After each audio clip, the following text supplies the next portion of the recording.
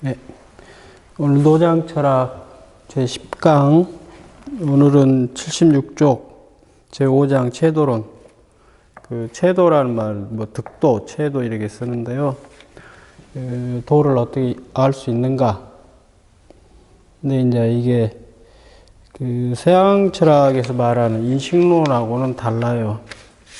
그래서 좀 문제가 있긴 한데, 아무튼 여기 제목을 그렇게 붙였어요. 도와 인식. 우리는 도를 어떻게 알 수 있는가? 이 문제입니다. 그래서 그 앞 시간에도 얘기는 이미 했었는데, 노자가 말한 도라는 것이 무엇이다 라고 얘기했을 때, 그거는 기본 전제가 인간이 그걸 알 수 있다라는 것이 전제가 되어야 합니다. 이게 우리가 알 수 없는 것에 대해서는 그것이 존재하냐 존재하지 않느냐, 그거는 우리가 뭐라고 얘기할 수 없는 세계입니다. 그래서 어떤 것이 되었던 그것이 우리가 알 수 있는 방법, 그것이 주어져 있어야 해요. 근데 이제 동양철학에서 인식이라는 문제는 기본적으로 이제 서양하고 이렇게 방법론이 다릅니다.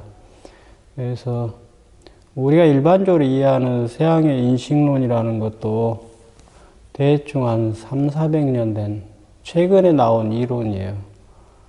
근데 이제 그 서양의 인식론의 문제 중에 하나들은 그에 대한 진리, 띵한지히라고 하는 칸트가 얘기하는 그런 것들을 알 수 있는 방법이 없다라는 겁니다. 그 애들은. 그래서 인식론의 한계들이 분명하고, 근데 동양 철학에서 말하는 인식론은 그거하고는 다릅니다.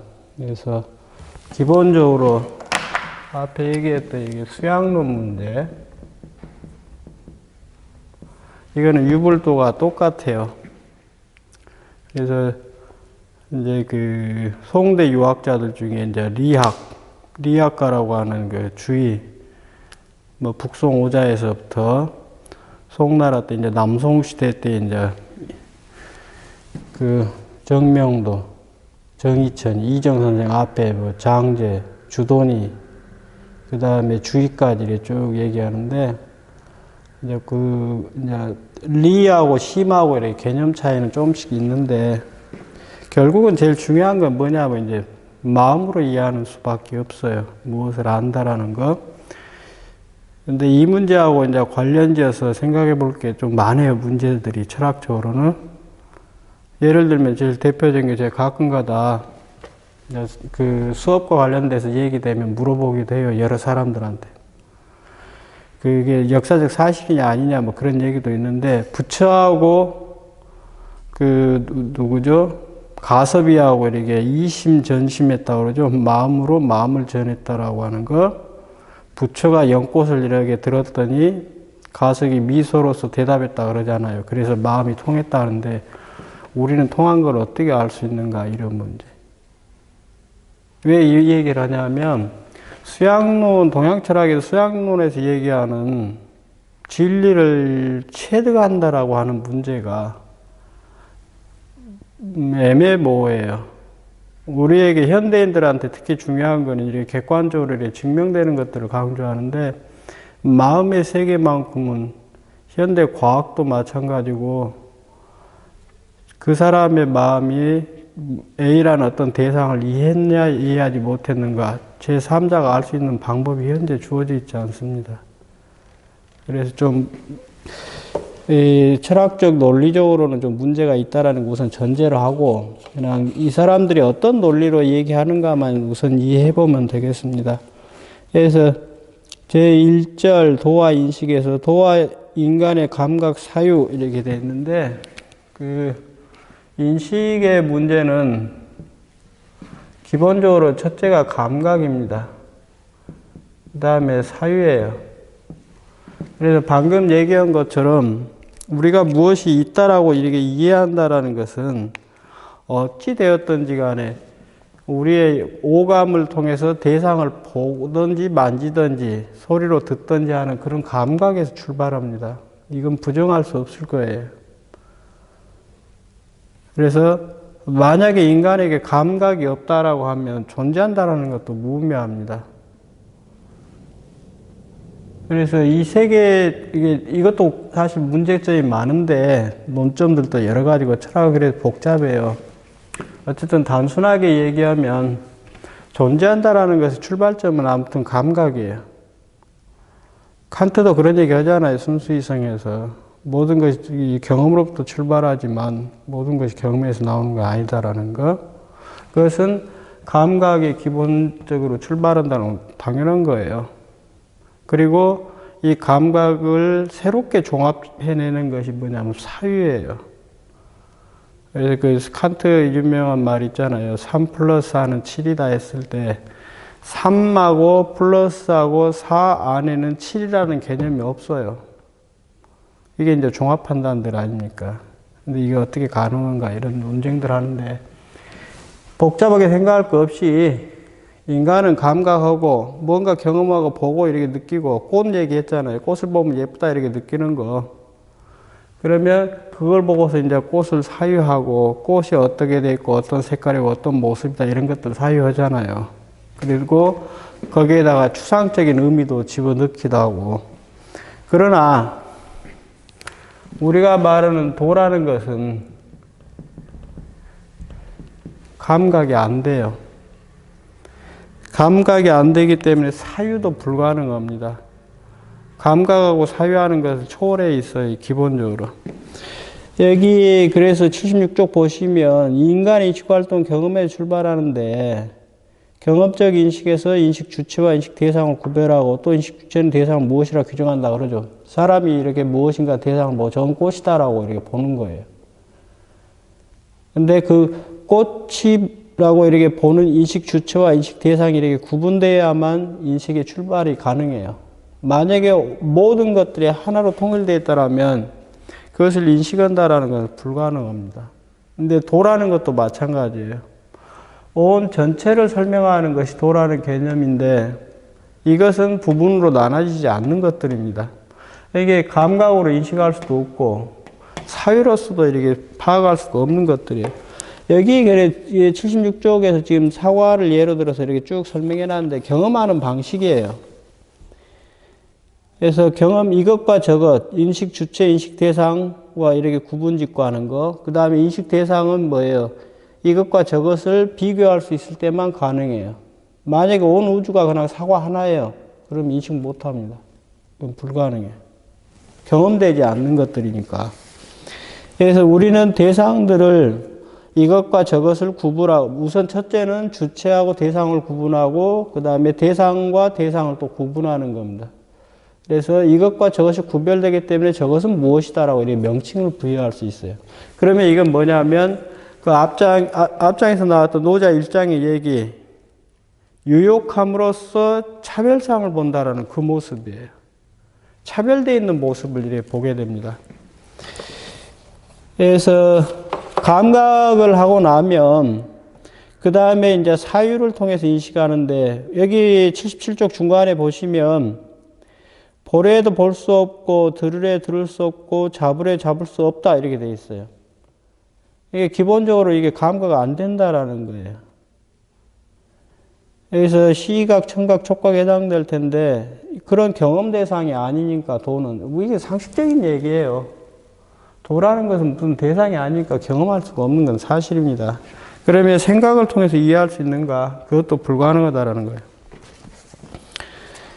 그래서 도 여기 보시면 도 자체 본래적 전체 인식은 감각 사유로 불가능하고 우리는 도에 대해 심증 이외의 언증으로 파악할 수 없다. 뭐 김충렬 선생이 이렇게 써놨는데 심증이라는 게 뭐예요? 아까 얘기한 체득이에요. 진리는 그런 것 같아요.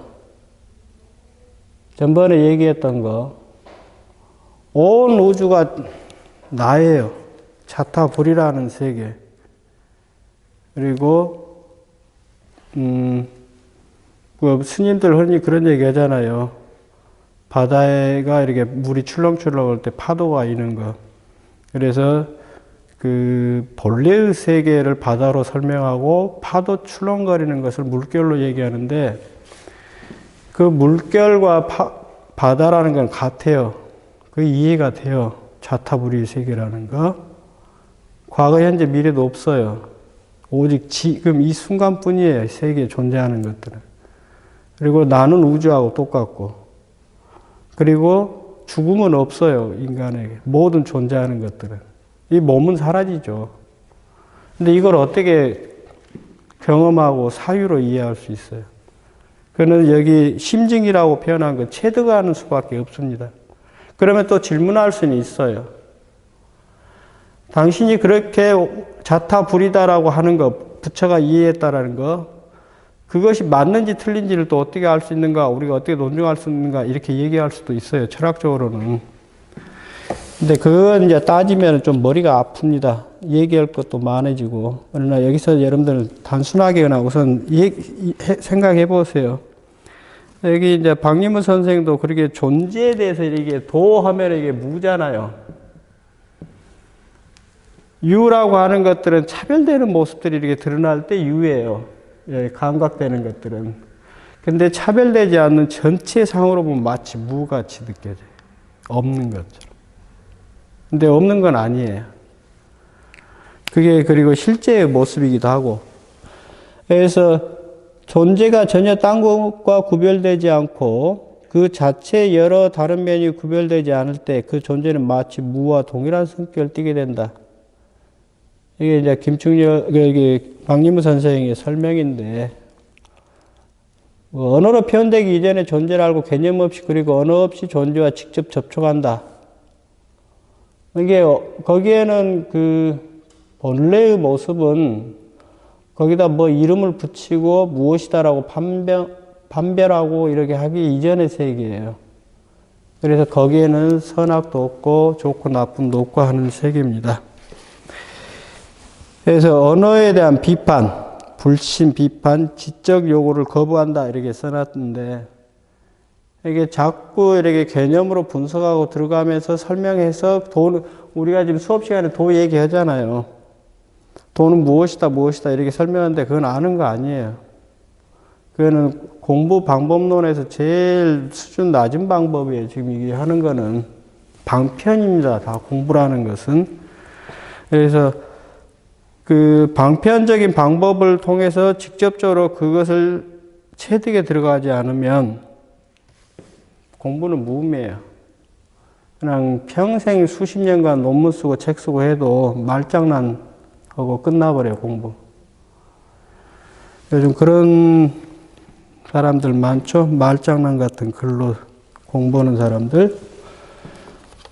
그래서 여기 뭐 이강수가 됐든 누가 됐든 여기 이 사람들 그냥 써놓은 거 쭉 보시고 그 다음에 하나 문제가 뭐냐면 이것이 안 되는 게 인식 문제. 도를 이렇게 이해할 때 이게 문제가 인식, 감각과 사유로 안 되는 문제.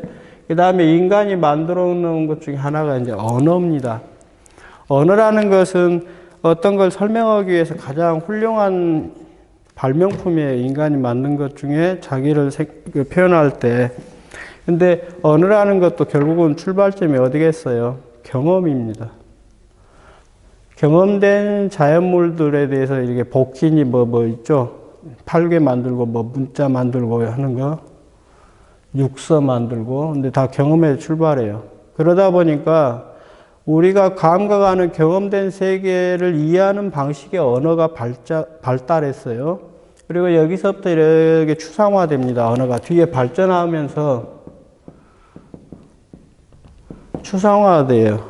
그러나 어찌되었든 언어라는 것은 기본적으로 우리가 경험하고 사유하는 세계를 넘어서서 표현하는데 매우 한계가 있습니다. 매우 불완전한 거예요. 이게 뭐라 할까? 존재하는 것이 10개라고 하면 언어로 표현될 수 있는 것은 두세 가지 넘어서질 않아요. 극히 일부를 갖다 조금 표현할 수 있습니다. 그래서 언어도 역시 그 자체의 한계를 갖고 있다. 이게 왜 그러냐면 도라는 것은 기본적으로 여기 경험 벗어나는 거라 초월적이에요. 초월적인 도, 초월적인 세계를 이해하는 거거든요. 근데 그것은 이제 언어는 경험된 세계를 언어적 인식, 초월적 인식 구분 이렇게 돼 있잖아요. 이게 언어에 의한 인식과 언어를 초월한 인식을 구별하는데 노자가 중요한 거는 내가 지금 말로 설명하고 있지만 도는 무엇이라고 설명하지만 그 말을 넘어서서 이해하려고 노력하라고 하는 거예요. 초월적 이해. 이것을 서양의 논리학으로 보면 이거는 뭐겠어요? 독단이에요. 첫 시간인가 얘기했던 것 같은데 동양 철학을 서양 철학 기준에 맞춰서 보면 동양 철학은 100% 독단입니다. 비논리적이고.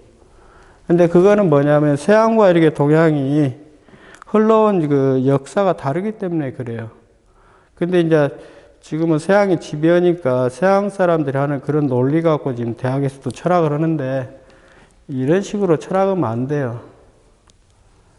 좀 더 대학이 철학이 의미가 있으려면 그 앞 시간에도 그 얘기했었잖아요.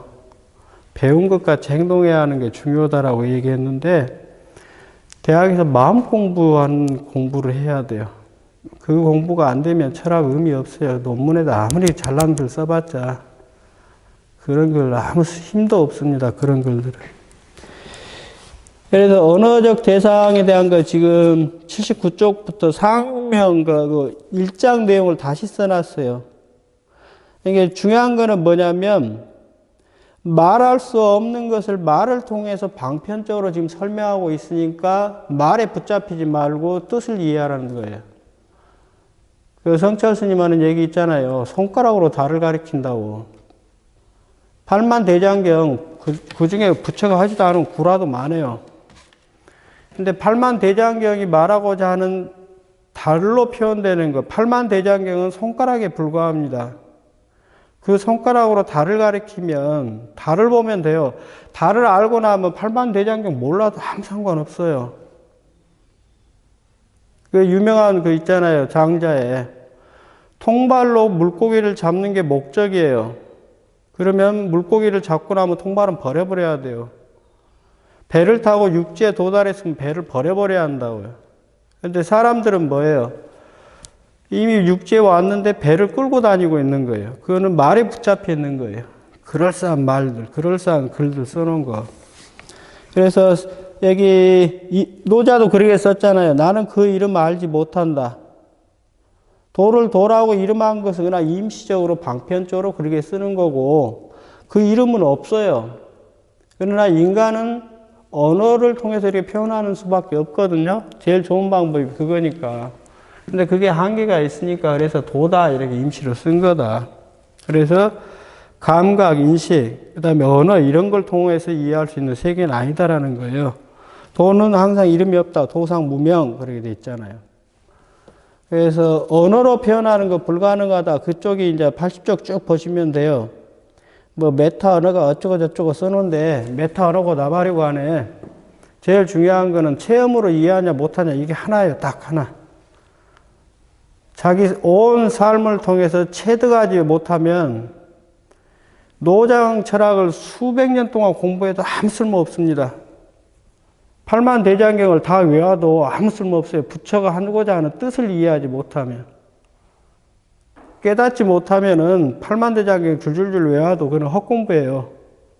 왜냐하면 그 수단만 알고 있고 목적은 모르는 사람이거든요. 다 그런 뜻입니다. 여기 보면. 그래서 뭐 언어관들 이게 서양 철학 하시는 분들 글 쭉 써놨는데 그것을 이렇게 보시면 되고. 근데 지금 내 입장에서는 그래요. 여기 여러분들이 이렇게 보라고 이렇게 써놓긴 했지만 거의 쓸모없는 얘기들이 이 사람들 하는 얘기들 보면. 그래도 한 번에 읽어보세요. 이 사람들이 뭘 얘기하려고 하는가. 논리는 그럴싸하고 이제 말은 어렵게 쓰고 그랬는데 지금까지 공부하면서 느끼는 사실이 그래요. 아무리 많은 학자들 이론을 배우고 공부하고 글을 쓰고 하더라도 그 실제 핵심에 대한 체득이 안 되면 공부 아무 쓸모 없습니다. 수백 년 해도 마찬가지. 그래서 여기 메타 언어나 브랜트 언어, 지향성, 비트겐슈타인 얘기하는 것 쭉 해놨는데 비트겐슈타인도 말년 가면 또 다른 얘기 하잖아요. 비트겐슈타인 나이 먹어서 쓴 글은 동양 철학하는 입장에서 보면 상식적인 얘기예요. 그리고 앞에 젊어서 쓴 거는 헛소리고 말 같지 않은 소리 쭉쭉쭉 써놨어요. 그래서 지금 아까 얘기한 것만 잘 기억하시면 돼요. 중요한 거는 언어 그런 것들, 감각, 사유를 넘어서서 체험하려고 하는 노력이 중요합니다. 공부는. 결국 그거 하나로 이렇게 귀결돼요. 공부라는 것은.